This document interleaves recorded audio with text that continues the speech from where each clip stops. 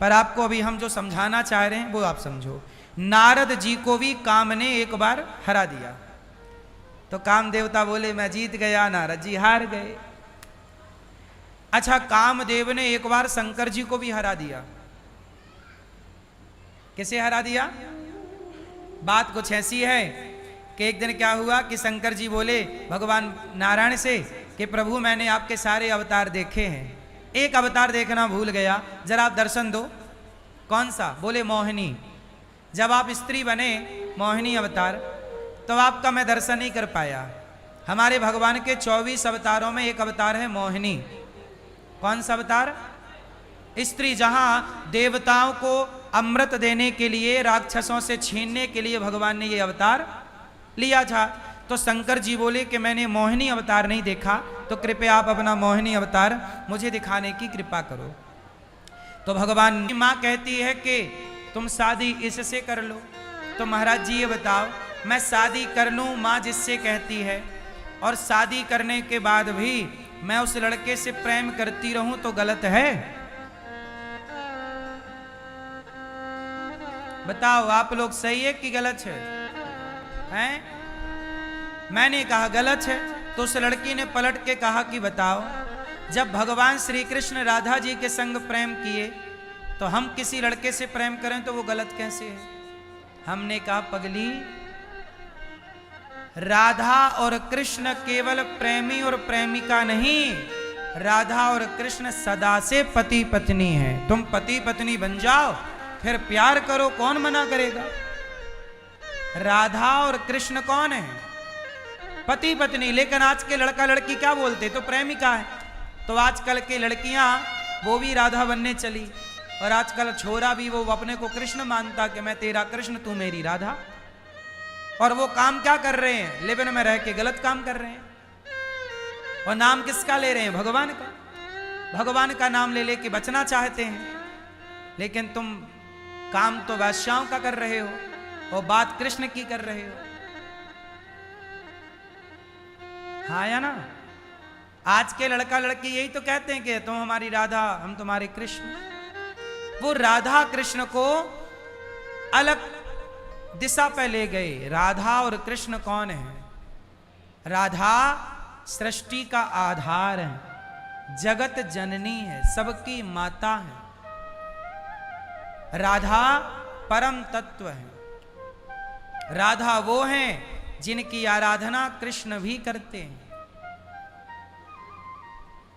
राधा, सीता और लक्ष्मी, ये तनिक भी अंतर नहीं। त्रेता में राधा सीता बन गई और नारायण राम बन गए।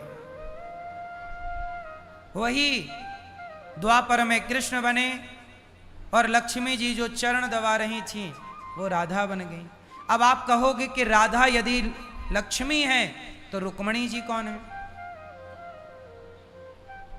तो सुनो, रुक्मणी जी कौन है ये भी सुन लो। रुक्मणी और राधा, एक्चुअली आप बहुत उलझो मत, मैं आपको सुलझाता हूं। भगवान श्री कृष्ण, उनसे बहुत लोग प्रेम करते हैं, बहुत सारी स्त्रियां पति रूप में चाहती हैं। जैसे यमुना सूर्य भगवान की बेटी है, पर कृष्ण को पति रूप में चाहती हैं, इसलिए यमुना जी से भी भगवान का विवाह हुआ। पृथ्वी भगवान को पति रूप में चाहती हैं, इसलिए पृथ्वी से भी विवाह हुआ, जो कि सत्यभामा है। राधा तो परम शक्ति है ही। अब ये बात आ गई कि रुक्मणी जी कौन है, तो सुनो, इसकी एक कथा है। राधा जी जब श्री कृष्ण भगवान 10.5 साल में वृंदावन से चले गए, कहां चले गए? मथुरा गए, फिर मथुरा से द्वारिका गए। तो जब भगवान श्री कृष्ण गए तो राधा रानी एक रूप में तो यहीं रही राधा बनकर, पर राधा ही। अच्छा बताओ, भगवान नारायण का अवतार कृष्ण हुआ कि नहीं? भगवान विष्णु भगवान नारायण क्या बने? अवतार लिया ना कृष्ण का। अच्छा, जब कृष्ण बने भगवान नारायण, तो क्या शेष सैया क्षीर सागर खाली हो गया था? बोलो। जब भगवान अवतार लेते हैं तो क्या वो शेष नांग पे जो लेटे नारायण, क्या वहां से गायब हो जाते हैं? वो वहां एक रूप से वहां रहते हैं और एक रूप से यहां कृष्ण बनकर, राम बनकर, नरसिंह बनकर लीला करते हैं। जैसे भगवान ने अवतार लिया, नारायण कृष्ण बने, तो नारायण भी रहे वहां, कृष्ण भी रहे यहां। उसी तरह राधा जी ने भी एक अवतार लिया। राधा जी का ही एक अवतार है जिसका नाम माता रुक्मणी है। राधा का ही एक अवतार रुक्मणी जी है। बात समझ में आई? तो रुक्मणी जी और राधा जी ये दो नहीं हैं, ये व्यवहार में तो दो नजर आती हैं पर हैं एक। अच्छा ये बताओ, हमारे 24 अवतार हैं भगवान के, तो ये 24 अवतार 24 कहलाएंगे कि एक ही कहलाएंगे? जोर से। व्यवहार में तो 24 हैं पर तत्व की दृष्टि में तो बोलो हाँ, व्यवहार 24 का है पर तत्व की दृष्टि एक है। उसी तरह राधा और रुक्मणी व्यवहार में दो हैं पर तत्व की दृष्टि में दोनों एक तत्व हैं। गिरा अर्थ जल बीच सम कहियत भिन्न न भिन्न। अब और बात बताऊं गहरी, तो सुनो। अच्छा ये बताओ,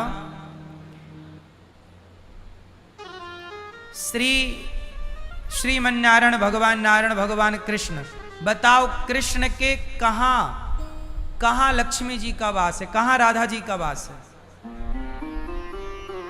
बोलो। लक्ष्मी जी का वास कहां है?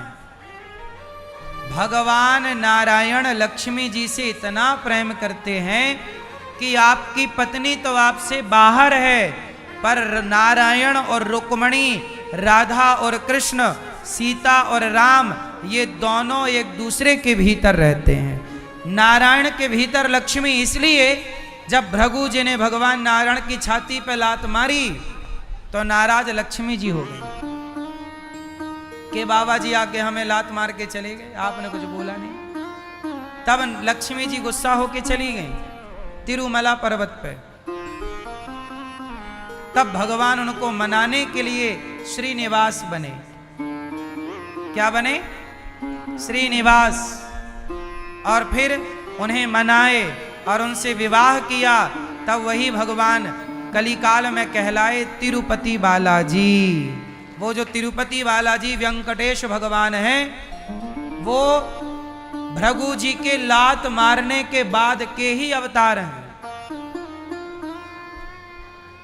वो 24 अवतार से बाहर हैं। भगवान के हरि अनंत हरि कथा अनंत अवतार गिन नहीं सकते आप, पर गिने जाते हैं 24 व्यवहार में, हैं अनंत। बोलो हाँ। अब भगवान कृष्ण का एक अवतार बिहारी जी हैं, हरिदास जी ने प्रकट किया, तो ये भी तो एक अवतार है। राधा वल्लभ जी, राधा रमण जी, ये भी तो एक अवतार है, प्रकट हुए भगवान अपने भक्तों के लिए। पर ये सब 24 अवतार से अलग अलग अवतार भक्तों के लिए आए। मेरे भक्त ने पुकारा तो उसके लिए मैं ये बन जाऊं, ये बन जाऊं, ये बन जाऊं, बन गए भगवान। हरिदास जी के लिए बिहारी जी बन गए। तो कुल मिलाकर के भगवान की लीला जानने के लिए जब लंबा सत्संग करेंगे, जब ईश्वर में श्रद्धा रखेंगे, तब ईश्वर को जान पाएंगे। सोई जाने जेहि देहु जनाई, जानत तुम ही होई जाई। भगवान को सब नहीं जान पाते मेरी माँ, भगवान को वही जान पाएंगे जिसे भगवान जनाना चाहें। तो तुम करो तो रास लीला, हम करें तो कैरेक्टर ढीला। ये बात बॉलीवुड के द्वारा दुष्प्रचार की गई भगवान को लेकर। जो कि गलत है। हम सभी सनातनियों को इन बातों का विरोध करना चाहिए और आइंदा ऐसी बात ना हो, इसके लिए हम सबको मुखर होके बोलना चाहिए, पर आप लोग तो बोलते भी नहीं। इसलिए हमारे भगवान जो रास रचाए हैं, वो रास का मतलब क्या है? भक्त और भगवान का मिलन है वो। जैसे मैं कुछ लोग गलत दृष्टि से देखते हैं, वो मिलन था। कामदेव आए भगवान के सामने, वहां रास चल रहा है भगवान का। कामदेव ने पूरी जान लगा दी। कामदेव नारद जी को हरा दिए, शंकर जी को हरा दिए, ब्रह्मा जी को हरा दिए, सबको हरा दिए कामदेव। पर भगवान कृष्ण से युद्ध करने आए तो खुद कामदेव का काम खलित हो गया। पर भगवान अपने तप के बल से, भगवान तो भगवान है, भगवान को कामदेव बिगाड़ ना सका। तब कामदेव ने प्रणाम किया, प्रभु मैं हार गया, और नाम दिया अच्युत। कामदेव ने भगवान कृष्ण को एक नाम दिया अच्युत, क्योंकि भगवान उस कामदेव के प्रभाव से च्युत नहीं हुए ना, च्युत नहीं हुए, इसलिए अच्युत। अच्युतम केशवम कृष्ण दामोदरम आप गाते हो। तो ये कामदेव चरणों में गिरा, प्रभु मुझे क्षमा करिए, मेरा अहंकार समाप्त हो गया, अब मुझे स्वीकार करिए। तब भगवान कृष्ण ने कामदेव को अपने प्रथम पुत्र के रूप में स्वीकार किया। ये कामदेव के बाप हैं हमारे भगवान श्री कृष्ण। कामदेव सबको हराया पर भगवान से हार गया। तो जो पहले पुत्र हुए प्रद्युम्न जी, वो कामदेव कहलाए। तो हमारे कन्हैया तो कामदेव के भी बाप हैं। बोलो हाँ। तो इसलिए रास रचाना पड़ा, क्योंकि कामदेव का घमंड तोड़ना था, इसलिए रास हुआ। लेकिन अब ये रास की कथा, जब तक कोई व्यक्ति भक्त ना हो, प्रेमी ना हो, अब कोई गलत व्यक्ति ये कथाएं सुने तो वो तो भगवान पे उंगली खड़ी कर देगा। जब तक पूरा ज्ञान ना होगा तो उंगली खड़ी होंगी। आज कृष्ण पर, भगवान पर उंगलियां कौन खड़ी कर रहे हैं? वो लोग जो पूरा ज्ञान नहीं रखते, जो कृष्ण में आस्था नहीं रखते, श्रद्धा नहीं रखते, वो लोग भगवान पर उंगलियां खड़ी करते। अब कुछ लोग कहते हैं कि कृष्ण हमारे हैं, चलो भैया तुम्हारे हैं। भगवान तो वैसे सबके, पर कुछ लोग कहते तो हमारे हैं, चलो भैया तुम्हारे हैं। जब कृष्ण तुम्हारे हैं तो कृष्ण की कही बातें गीता की आप मानने को क्यों तैयार नहीं हो? कृष्ण तुम्हारे हैं तो मानो। हम तो मानते हैं उन बातों को, हम तो नहीं कहते कि न कृष्ण ने जो कहा वो गलत है। अब बताइए, भारत में बहुत सारे लोग कहते हैं कि हम वर्ण व्यवस्था नहीं मानते। भारत में बहुत लोग कहते हैं कि हम वर्ण व्यवस्था, जोर से नहीं। अच्छा ये बताओ, श्री कृष्ण ने वर्ण व्यवस्था मानी कि नहीं मानी? चातुर्वर्ण्यम मया सृष्टम, ये गीता में भगवान ने कहा कि नहीं? जब आप कृष्ण को मानते हैं तो कृष्ण की व्यवस्था को मानने से इनकार क्यों करते हैं? ये व्यवस्था है हमारे यहाँ। जो वर्ण व्यवस्था है ये केवल व्यवस्था है, ना कि कोई ऊंच नीच है, ना कि कोई छुआछूत है। हमारे यहाँ जातियां छुआछूत के लिए नहीं बनाई गई, व्यवस्था के लिए बनाई गई। अब कुछ लोग कहते हैं कृष्ण हमारे हैं, पर कृष्ण की वो बात नहीं मानते। बोलो हाँ।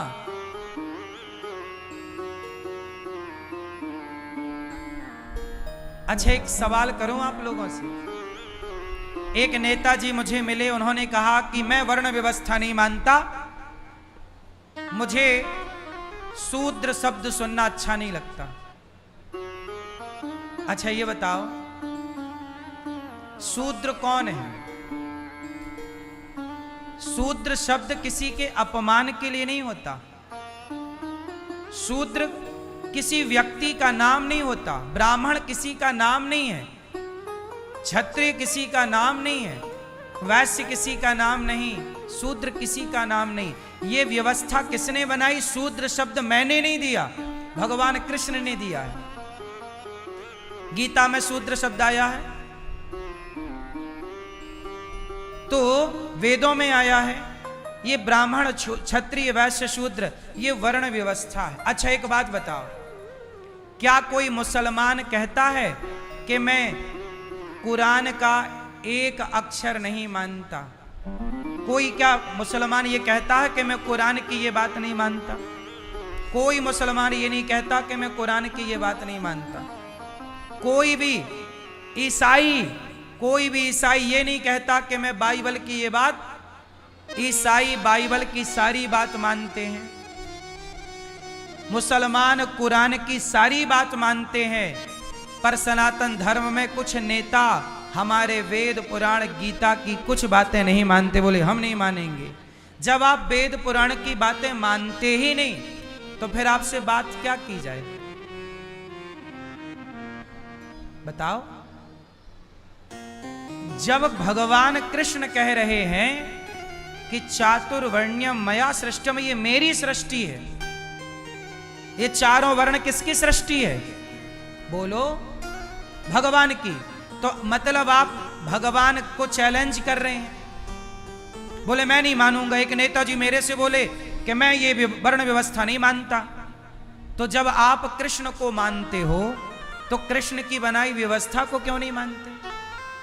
इसका मतलब ये है कि नेता लोग भगवान को उतना ही मानेंगे जितने से उनका नेतागिरी का स्वार्थ सिद्ध हो जाए, और जहां स्वार्थ में कोई अड़चन आई तो वो ना कृष्ण को मानने को तैयार है ना कृष्ण की बात। और वही नेता जातवाद का जहर फैला फैला के इस देश में शासन करते हैं और देश की व्यवस्था बिगाड़ते हैं। क्लियर समझो, कोई भी मुसलमान मेरे सामने ऐसा लाओ जो ये कहता हो कि मैं कुरान की ये बात नहीं मानता। कोई भी ईसाई मेरे सामने लाओ जो ये कहता हो कि मैं बाइबल की ये बात नहीं मानता। लेकिन तमाम हिंदू लोग खड़े हो जाएंगे कि मैं गीता की ये बात नहीं मानता, मैं वेदों की ये बात नहीं मानता, मैं रामचरितमानस की ये बात नहीं मानता। इससे ही सनातन का ह्रास होता है कि आपको अपने धर्म ग्रंथों पर भरोसा नहीं है, धर्म ग्रंथों की बनी व्यवस्थाओं पर भरोसा नहीं है, तो फिर आप कैसे कहते हैं कि मैं सनातनी हूं? किस आधार पर कहते हैं? आप बात तो मुसलमान और ईसाई वाली कर रहे हैं और आप बने सनातनी हैं। बताइए, वर्ण व्यवस्था किसने बनाई? चलो आप बताओ। हम इंसान ने बनाई कि ईश्वर ने? बोलो। आम को आम किसने बनाया? बेर को बेर किसने बनाया? बोलो।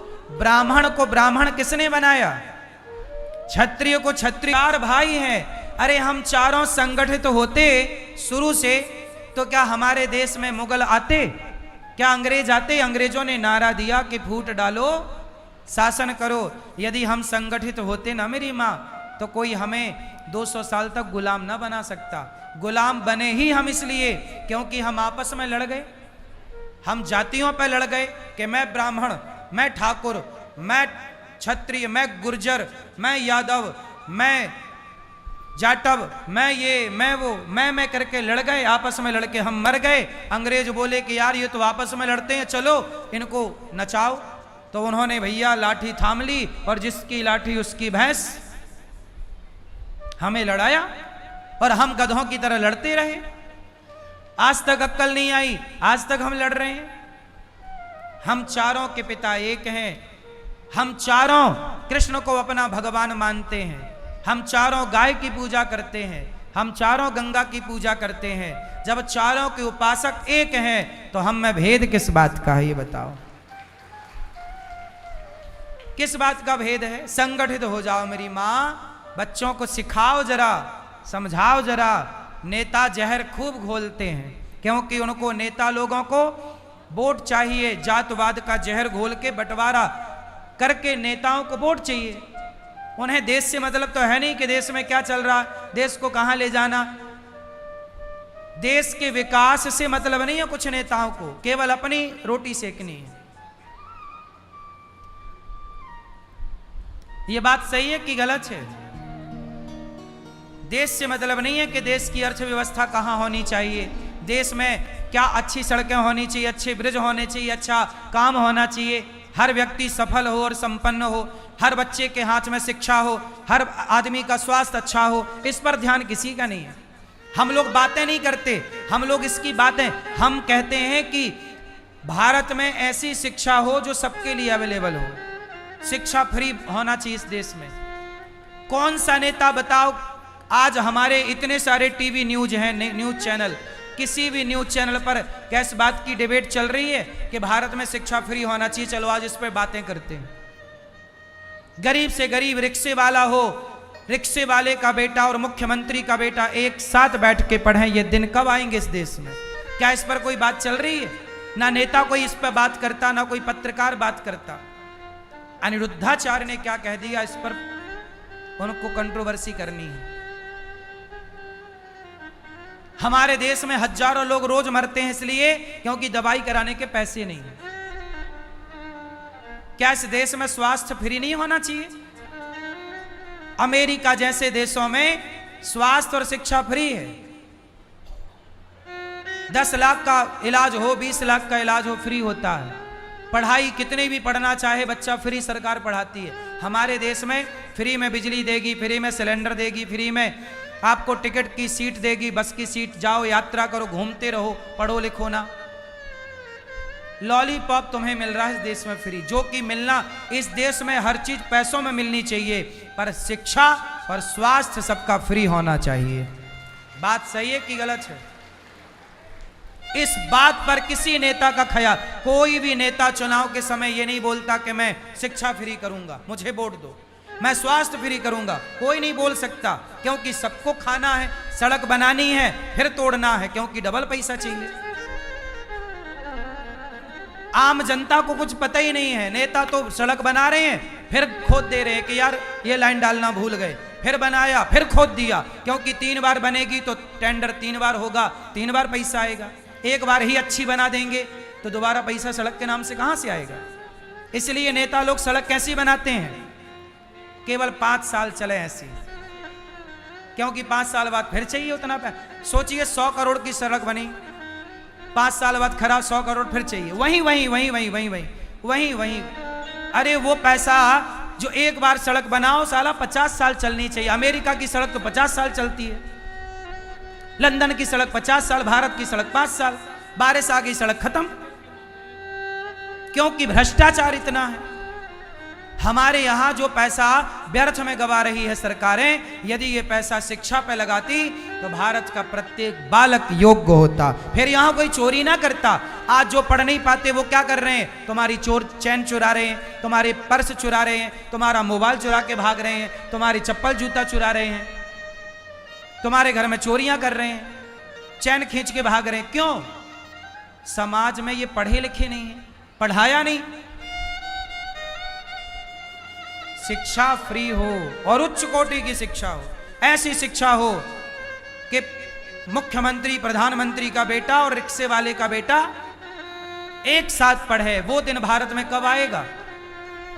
इन दिनों की बात कोई नहीं करते, कोई भी नेता ऐसी बातें नहीं करता। सबको लोग अपने से मतलब है भाई, देश से किसी को मतलब थोड़ी है। देश से मतलब होता तो देश आज सोने की चिड़िया था, है, और सोने की चिड़िया बनने में से देर ना लगेगा। क्या कमी है हमारे देश में? ये भ्रष्टाचार बंद हो जाए तो आज देश सोने की चिड़िया है। दुनिया की सबसे टॉप अर्थव्यवस्था आज बनने को तैयार है भारत, भ्रष्टाचार मुक्त तो हो। एक बात बताओ, सही बोल रहा हूं कि गलत? सड़कें 10 बार बनाते हैं कि नहीं? बोलो हाँ। एक बार बनाओ साहब, 50 साल चले। ऐसी टेक्नोलॉजी हमारे देश में, दुनिया में लाओ ना अच्छी। एक बार सड़क बने 50 साल, 5 साल के लिए सड़क बनती है, 5 साल। एक बारिश आई खत्म। कैसे देश का कल्याण होगा? कोई कैसे बात करे देश की? और यदि हम बात करें तो नेता लोग बोलते हैं आप तो कथावाचक हो, कथा सुनाओ, आप ये सब क्यों बातें करते हो? बोले आप तो कथावाचक हो, आप कथा सुनाओ, आपको ये सब बातें करने की क्या जरूरत है? अब सोचिए कि देश में बातें नहीं हुई, इसलिए तो आजादी के 77 साल बाद भी ये बात कहनी पड़ रही है। आज भी देश में ये शिक्षा और स्वास्थ्य फ्री नहीं हो पाया। पैसे की कमी छोड़ी इस देश में। पैसे की कमी होती तो हर साल यहां पर चुनाव में क्या होता है, बिजली फ्री का घोषणा